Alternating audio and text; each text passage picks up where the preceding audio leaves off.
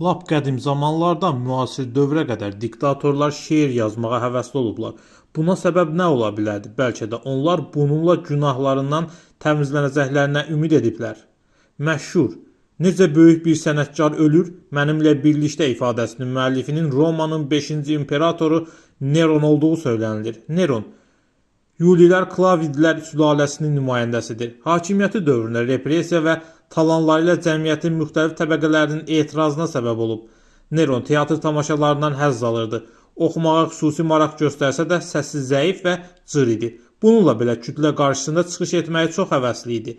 Neron özünü böyük aktyor sayırdı. O teatrda aktyorluq etməklə yanaşı mahnılar oxuyur, yazdığı şeirləri söyləyir, rəqs edir, olimpiya oyunlarına qoşulur, hətta qladiatorlarla döyüşərdi. Təbii ki, qatıldığı bütün yarışlarda nə qədər bərbad görünsə də imperator olduğu üçün hər dəfə qalib elan edilirdi. Neron üçün imperatorluğun ən xoş tərəfi də bu idi. Bunu özü də etiraf edirdi. Oyunlarda iştirak etməyi, əylənməyi imperatorluğu idarə etməkdən daha çox xoşlayıram deyərdi. İkinci Dünya müharibəsində faşist İtaliyasının rəhbəri olmuş Mussolinin də şeirləri olduqca bayağı idi. Onun bioqrafı Richard Bosworth'un dediyinə görə əcnəbi əsilzadələr Mussolini ziyarət edən zaman həmişə masasının üstündə tanınmış şairlərin kitablarını görürlərmiş. Amma sonralar yazdığı şeirlərində Mussolini'nin nasional sosialist gəncliyinin ideyalarından uzaqlaşdığı hiss olunur. Yosef Stalin'in tarixin yaddaşında müharibənin qalibi olmaqla yanaşı həm də diktator, milyonların qatili kimi qalıb. Amma gənc yaşlarında o ara sıra şeirlər də yazırdı. Gənc Stalin şeirlərini təhsil aldığı ruhani seminariyasında tətbiqinə qadağa qoyulmuş gürcü dilində qələm alırdı. Bu şeirlər 19-cu əsrin 90-cı illərində gürcü mətbuatında görünməyə başlayır və gürcü ədəbiyyatının klassiki İlya Çavçavadze tərəfindən yüksək qiymətləndirilir. Bəzi mütəxəssislər isə onun şeirlərinin mövzusunun çox bəsit olduğunu, gündəlik həyatdan, Qori seminariyasından, valideynlərindən, atasının masa arxasında dostları ilə etdiyi söhbətlərdən götürüldüyünü yazırdılar. Əslində belə deyildi, həmin şeirlərin dərin məna gizlənirdi. Stalinin şeirlərində səmada rəqs edən, şəfəq saçan aydan, təbiət, hətta onun Dila şeiri gürcülərin ana dili kitabına salınıb. Nəhəng Sovetlər ölkəsinə rəhbərlik etdiyi dövrdə isə Stalin bir vaxtlar şairlik həvəsində olduğunu xatırlamağı sevməzdi. Bu səbəbdən onun geniş tərcümə halında bu barədə yazmaq qəti qadağan idi. Qatı Stalinci kimi tanınan Şimali Koreya lideri Kim Chen irdə bədii yaradıcılığa meyilli olub. O inqilabi ruhlu pyeslər və nəzəri əsərlərin müəllifi. Əsasən də toxumculuq sahəsində bədii ixtiranın atası kimi tanınıb.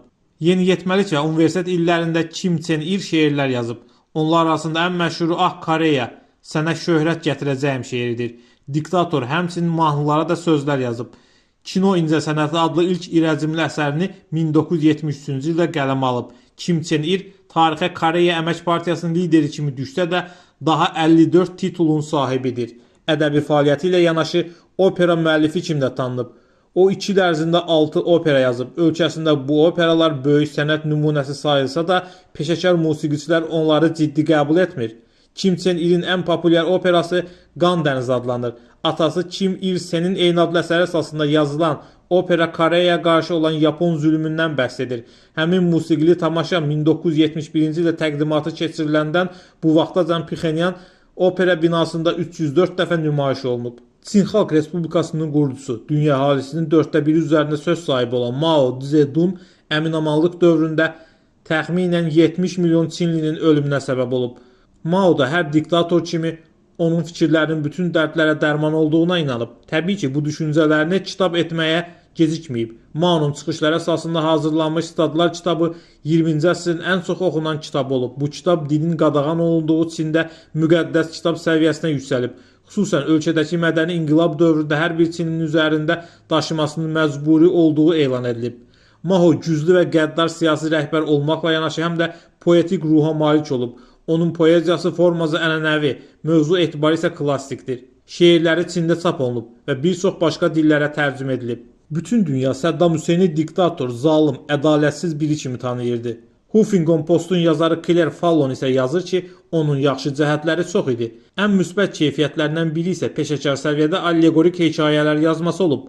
Bu hekayələr Hindistandakı Hesperus nəşriyyatı ingilis dilinə tərcümə edib. Saddam Hüseynin edamının 10-cu il dönümündə 2016-cı ildə onun kitabının nəşr olunacağı xəbəri böyük maraqla qarşılanıb.